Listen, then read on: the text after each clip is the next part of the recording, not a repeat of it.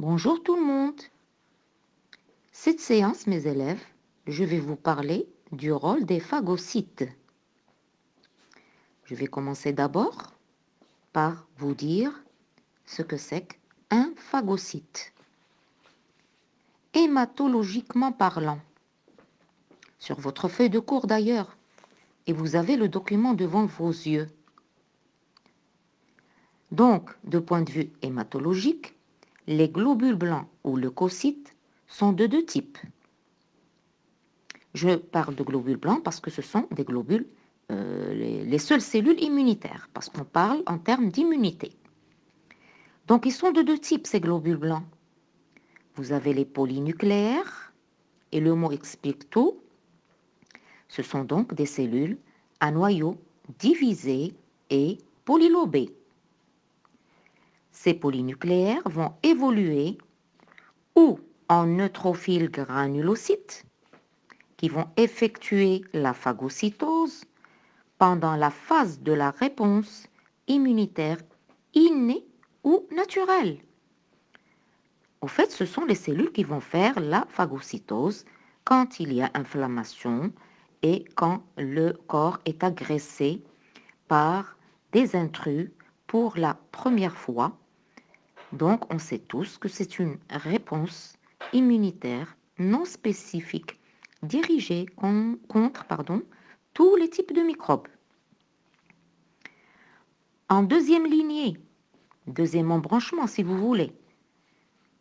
Donc, deuxième type de globules blancs ou leucocytes, vous avez les mononucléaires.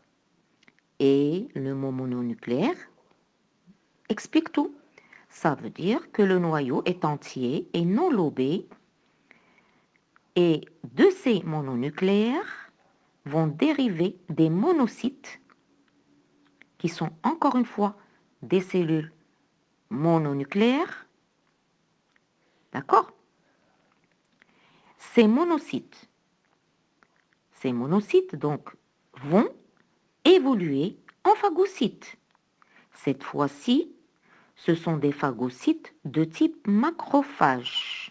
Alors rappelez-vous, le macrophage qui va présenter les antigènes ou les cellules qui ont alors donc membrane cytoplasmique des antigènes. C'est un présentateur qui va présenter donc ces antigènes au chef d'orchestre, aux cellules auxiliaires qui sont les LT4 ou les lymphocytes T4. Ça, c'est pour un petit peu vous rappeler les choses. On va y revenir. Donc, que sont les phagocytes? Ces phagocytes, donc, ou ce sont des polynucléaires, neutrophiles, granulocytes qui feront la phagocytose en premier, ou ce sont des mononucléaires qui évoluent au stade monocyte et qui vont grossir et deviendront macrophages. D'ailleurs, le mot macrophage signifie macro, ça veut dire grosse cellule. Ces macrophages feront la phagocytose à la fin de l'immunité, c'est-à-dire à la fin de toute la réponse immunitaire, comme je l'ai signalé plusieurs fois. Toutes ces cellules, mes élèves, phagocytaires, qu'ils soient macrophages ou cellules phagocytaires normales, sont présentes, vous le savez bien, dans le sang. Vous n'avez qu'à vous référer à votre cours. Donc, ces cellules phagocytaires sont présentes dans le sang, la lymphe, et dans les organes lymphatiques qui font partie du système immunitaire, tels que les ganglions lymphatiques, la rate, le foie, les plaques de Peyer, etc., etc. Ces cellules, ou phagocytes, sont fabriquées, vous le savez, et produites dans la moelle osseuse à partir de cellules souches ou cellules mères. Ça veut dire qu'elles sont élaborées, synthétisées, produites de façon continue à partir de ces cellules mères. Voilà. Maintenant, mes élèves, je vais vous parler du mode, si vous voulez, d'agissement des phagocytes. Autrement dit, comment agissent les phagocytes? Et je vous invite à bien regarder le document. Alors le document, j'ai voulu que ça soit une vraie photo, bien sûr très agrandie, 5000 fois, faite grâce au microscope électronique à balayage, qui est un microscope très spécial, qui va donc nous montrer en balayant, si vous voulez, ce sont les opticiens qui savent de quoi il s'agit. Donc, on va voir la cellule phagocytaire ou le phagocyte, et on le voit même en relief, avec ses différents prolongements qui ne sont au fait que des pseudopodes qui vont aller vers les intrus et donc vers les bactéries pour les capter. Parce que vous ne vous doutez pas que nous sommes en train de déchiffrer les étapes de la phagocytose. Je disais donc mes élèves comment agissent les phagocytes. Vous savez que ces phagocytes-là ne vont agir que lorsque les barrières naturelles anatomiques sont franchies par donc les bactéries, par exemple. Là va commencer la phagocytose.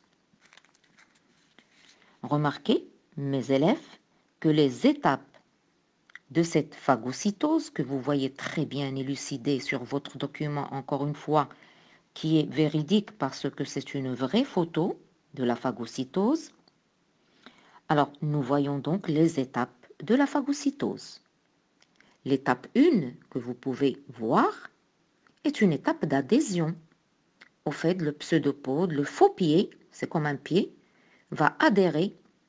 Donc, et c'est plutôt la bactérie qui sera prise, d'accord, par le phagocyte.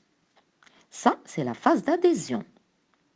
L'étape 2, c'est la phase d'absorption de la bactérie par le phagocyte. Et on voit que la bactérie est déjà plus ou moins à l'intérieur du phagocyte. D'accord?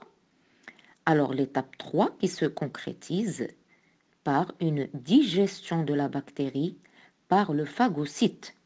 Et vous voyez que le phagocyte est déjà pris au piège dans le phagocyte.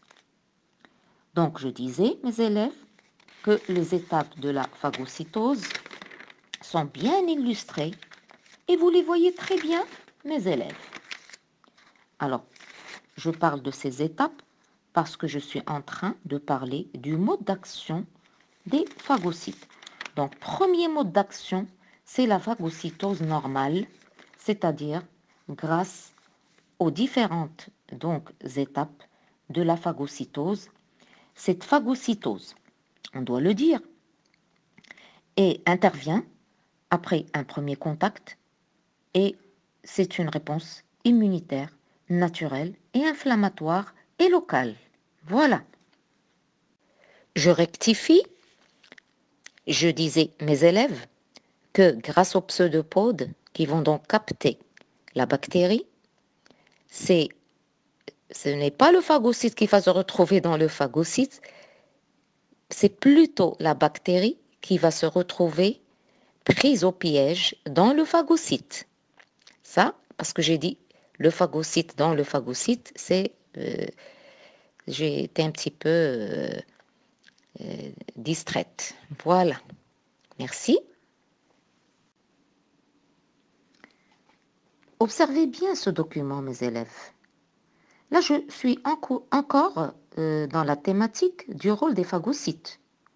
Donc, vous voyez bien que les phagocytes ont un rôle de phagocytose, mais il y a un deuxième type de phagocytes qui vont avoir un autre rôle. Observez bien, toujours, quand l'immunité naturelle est débordée, quand cette immunité ne peut plus, eh bien, il va y avoir un deuxième type de phagocyte qui va avoir comme spécialité la présentation de l'antigène, donc aux cellules auxiliaires, au chef d'orchestre, c'est-à-dire les lymphocytes T4. Alors, vous voyez bien que avant de reconnaître l'antigène porté par une bactérie, les lymphocytes B qui doivent agir en guise d'immunité acquise ou spécifique ne peuvent pas, parce qu'ils doivent d'abord être activés par les lymphocytes T qui elles-mêmes ont eu la présentation, donc, par le macrophage des antigènes. Et c'est à ce moment-là, au fait, que les lymphocytes T4 vont activer les lymphocytes B. D'accord? Ben, les lymphocytes B, s'il va y avoir une réponse immunitaire humorale. Ils peuvent aussi activer les lymphocytes T8, qui sont les tueuses, pour qu'il y ait donc une cytotoxicité et une attaque par les cellules T8 tueuses, qui vont donc tuer les cellules cancéreuses et les cellules infectées. Observez votre document, vous voyez que le macrophage va faire une présentation de l'antigène, d'accord, au lymphocyte T4. Par la suite, le lymphocyte T4 va donc activer les lymphocytes T8 et les lymphocytes B. Les lymphocytes B vont devenir des cellules sécrétoires et donc des plasmocytes qui vont sécréter des anticorps, tandis que les lymphocytes T8 vont servir de tueuses et donc vont perforer les cellules infectées, vont leur injecter donc une matière toxique et la cellule cible est détruite. Voilà. Maintenant, mes élèves, observez bien le document qui est devant vous. Je vais parler donc, cette fois-ci, et vous le voyez bien, du rôle des phagocytes après l'action des anticorps, c'est-à-dire comment interviennent les phagocytes après action des anticorps, mais je vais parler aussi du rôle des phagocytes après action des cellules tueuses, des fameuses T8 ou TC, qui vont agir par cytotoxicité. L'image que vous avez devant vous, enfin l'image, c'est un dessin qui illustre le schéma du mode d'action des anticorps, me montre donc les différentes étapes d'agissement des, si vous voulez, lymphocytes B d'abord, qui vont se multiplier et produire les anticorps qui vont se fixer sur les antigènes. Donc, il va y avoir des complexes anticorps antigènes. On parle d'agglutination, mais ça n'a rien à voir avec l'agglutination au niveau du système ABO. Tout ce qui est groupe sanguin, c'est autre chose. Ça veut dire qu'ils vont s'accumuler, ces complexes-là, anticorps antigènes.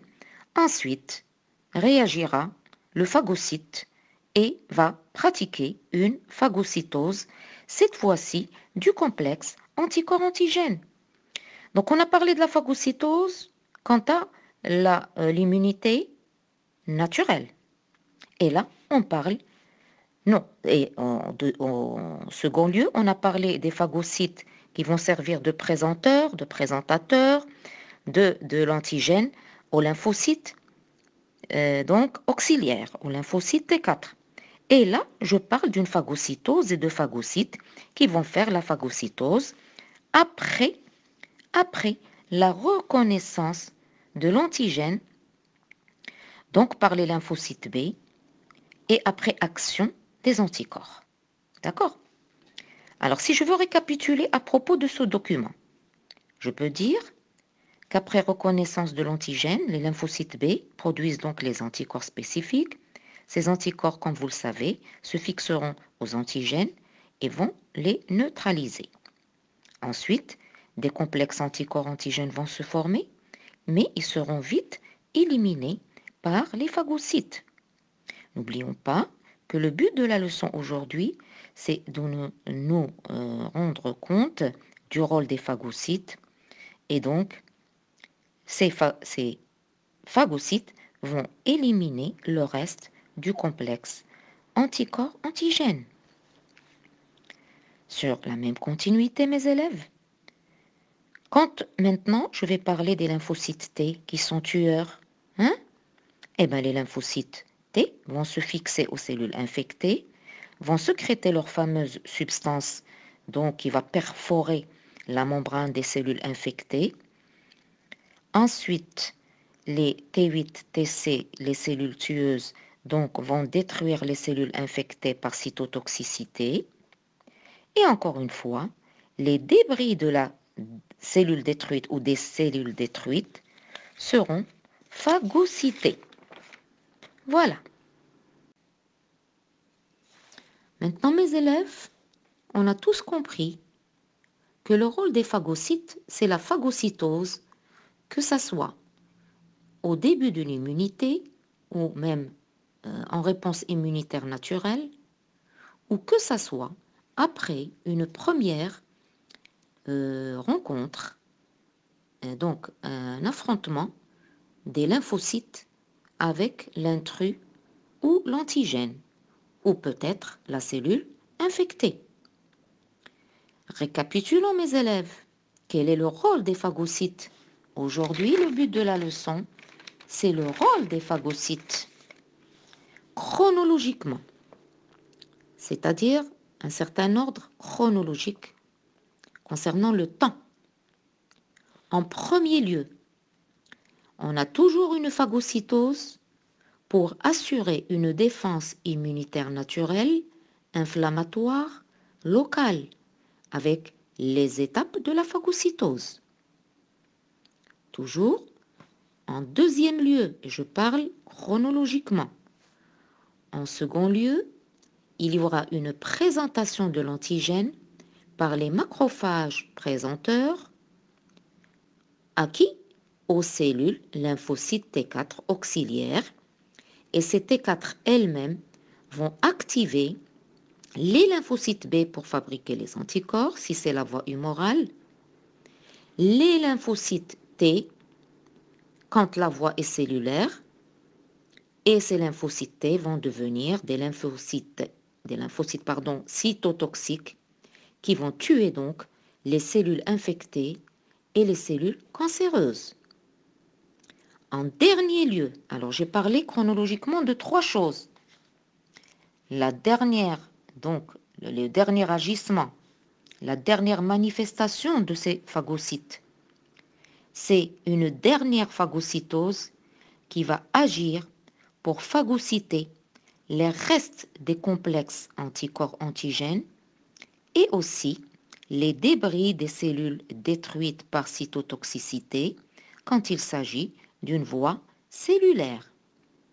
Donc, le rôle des phagocytes se résume à ces trois agissements, ces trois manifestations, ces trois modes d'emploi qui sont la phagocytose normale, la présentation de l'antigène et la phagocytose qui va nettoyer, enlever, donc phagocyter tous les restes, que ce soit des complexes anticorps-antigènes ou les débris des cellules détruites par cytotoxicité, mes élèves. Merci de votre attention. Je vous souhaite bon courage et à très bientôt.